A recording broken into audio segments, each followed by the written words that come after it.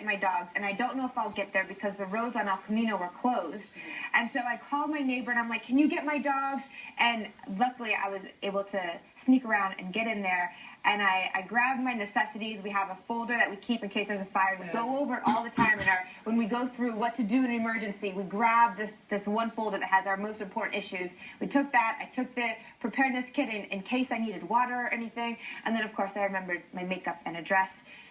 So you can be here tonight. Yes. And the roads, though, were really bogged down. You really couldn't move once you were able to leave. You were stuck on the road thinking, like, am I even going to get out of this fire? Is the fire going to come and get me? Because you feel so close to it, and the roads are just stuck. And the elementary school, they were letting the kids go out. The teachers were walking them along the sidewalks trying to get them to evacuate as quickly as possible. And they're seeing the flames, too. I mean, it's probably like 300 yards away from us at that point. So.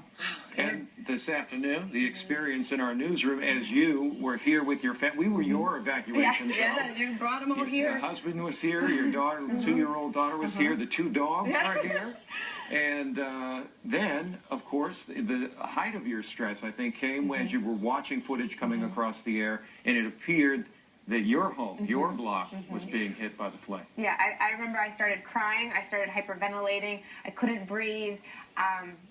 I literally thought I saw my house go up in flames, and you don't realize what that feels like until you go through the whole thing. It is so scary, and hopefully tomorrow will be a much better day as far as fire weather is concerned. Today we did have some extremely strong winds. In fact, 86 miles per hour out towards Sill Hill. Currently the winds are calming down, and that is a good sign. They will continue to go down a little bit. 3 miles per hour currently in San Diego. A very warm night at 83 degrees. And even though the winds are cooling off, we're going to remain with this fire weather threat as the Santa Ana conditions remain in place. Although they are going to get a little bit weaker, temperatures are still warming up. In fact, we should jump another 3 to 5 degrees, taking us around 30 degrees above average records possible out towards San Diego. And we could even see some of the warmest temperatures of the year. Oceanside, you saw that for you today.